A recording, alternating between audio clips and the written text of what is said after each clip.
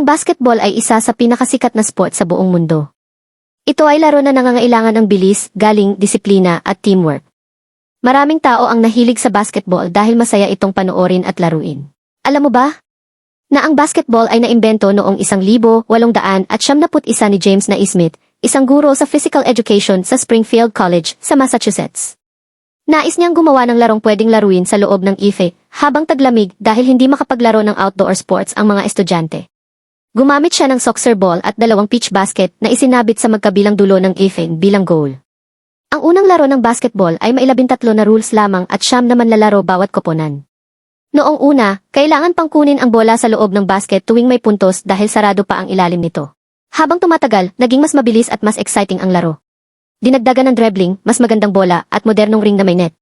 Kumalat ang basketball sa iba't ibang bansa at naging isa sa pinakasikat na sport sa buong mundo. Ngayon, nilalaro ito sa paaralan, barangay at malalaking liga tulad ng National Basketball Association o NBA.